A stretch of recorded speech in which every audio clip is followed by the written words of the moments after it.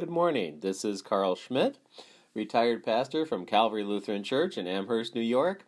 Welcome you to our little sermon this morning for this fourth Sunday of Easter, May 3rd in the year 2020. It's a pandemic year and or month or week, I don't know. All I know is that the sun is shining and birds are singing this morning. Dew on the grass, and just absolutely pleasant looking day outside. Marvelous, even if I was walking the dog with a face mask. Who would have ever thought? Anyways, well, I hope you're. It's hard to say enjoying your quarantine time, but there are ways to make it fun sometimes, and that's a good thing. Well. The text this morning for this fourth Sunday of Easter is from the Gospel of John, the 16th chapter, verses 16 through 22. So that's the Gospel of John, chapter 16, verses 16 through 22.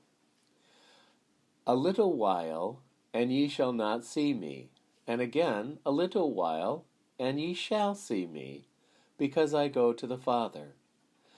Then said some of his disciples among themselves, What is this that he has said to us? A little while, and ye will see me, and again in a little while, and ye will not see me. And ye shall see me, because I go to the Father. So they said, therefore, What is this that he saith, a little while? We don't understand what he's saying. Now Jesus knew that they wanted to ask him, and he said to them, Do you ask among yourselves what I have said? A little while, and ye shall not see me, and again in a little while, and ye shall see me? Truly, truly, I say to you, that you shall weep and lament, but the world shall rejoice. And ye shall be sorrowful, but your sorrow shall be turned to joy. A woman, when she is in childbirth, has sorrow, because her hour is come. But as soon as she's delivered of the child, she remembers no more the anguish for joy that a child is born into the world. And now you have sorrow, but I will see you again, and your heart shall rejoice, and your joy no man takes from you. Here ends the reading from the Gospel of John, the 16th chapter, verses 16 through 22. This is a strange little section of the Gospel of John, where Jesus, he liked to play games. He liked to keep people wondering a little bit. And he knew the disciples, none of them had training. None of them knew the scriptures, the Hebrew scriptures, as well as they should have, of course. It was the common practice that all the Hebrew children, the boys especially, would learn the Hebrew scriptures. The boys each had to start writing their own copy of the writings of Moses. And the girls all had to learn the same thing, and on top of that, all of the rules of kosher and of learning all the rules of the household. That's a large number of rules and learning to acquire. And but yet these guys, they weren't that sharp on these things, and so he knew they wouldn't understand this idea of a little while. They had no idea what he was talking about. Even though in the scriptures, this a little while is a thing. It's in there. I'm sure they missed it. So they didn't know. And so they went to Jesus, and before they could ask him, he said, You don't know what I'm talking about, do you? And they said, No, we don't get it. He said, Look, it's how it is in nature. If you're away from something, or if you're going through trouble, childbirth, for instance, difficulty, and sometimes it could be kind of easy, but not typically. Common experience is that it's often difficult. know that from our own personal experience. So Jesus referred to childbirth as an example of how for a little while there's difficulty, and then later, after it's over, and if it happens to be that a child is born and it's well and healthy, and the mother and family rejoice and they're excited and happy. Well, Jesus is telling them, he was talking to them about his death. He was saying, look, for a little while you will not see me, because during those days, the two parts of 2 days, one whole day, they would not see him because he'd be in the grave and ascending from the grave. But they wouldn't see him, and they'd be sad, and then they would see him, and then their hearts would rejoice. The He cardia kai tain karan, the heart, the cardia, and the karan, the joy that would be theirs, umon, the genitive, the person, the pronoun, the personal pronoun, the genitive, that their joy, the joy that they would experience, and it would be theirs. What would that be? Well, that their friend, their brother, this Jesus, he'd risen from the dead. He was alive. That's the Easter idea.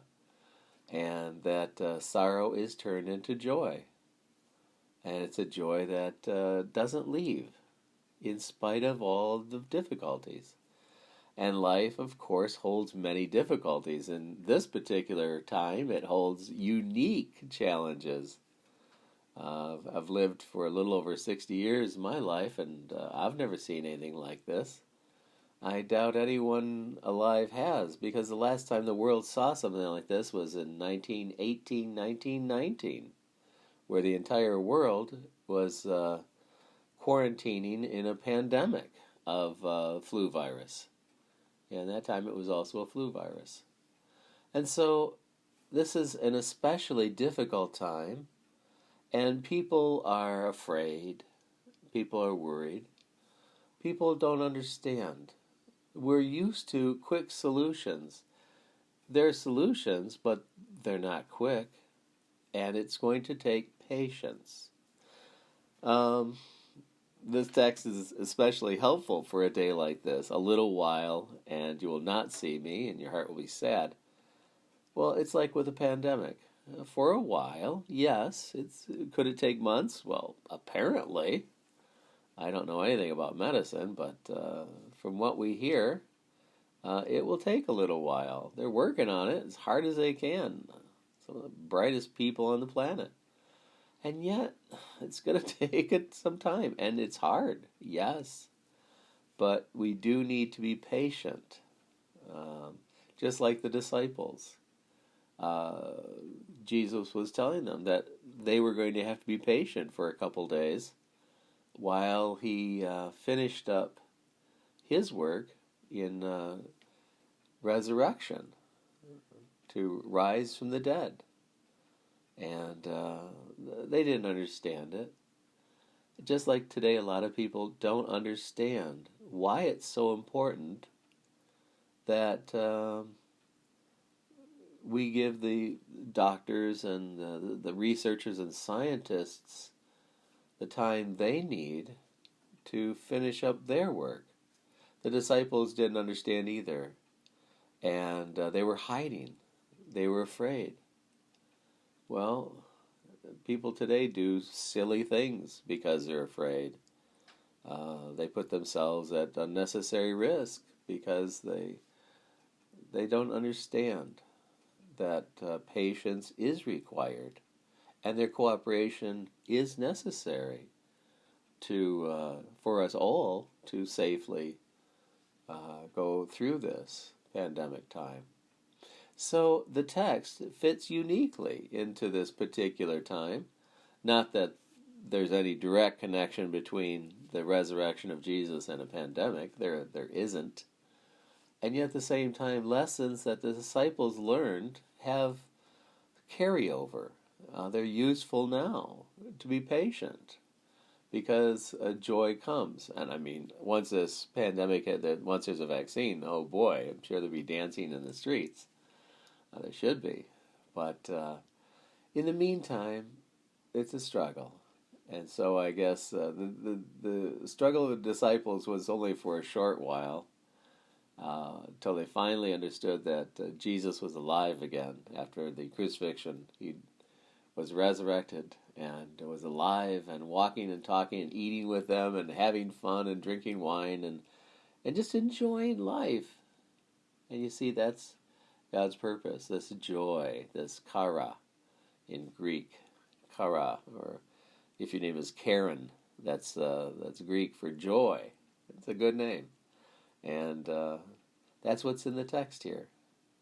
And so that's why we all sacrifice and work so hard to make this all work out for the rest of us by living safely, using common sense, using our better instincts, not our worst inclinations. And then there's a joy. The joy that God gives us is always there, whether there's a pandemic or not. That's the forgiveness of sins, the life, resurrection. That's the family of God, all by faith. Not by our works, not by any sense of merit at all.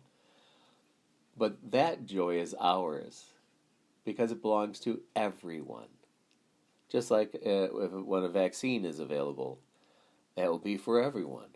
Well, the gospel is also already for everyone.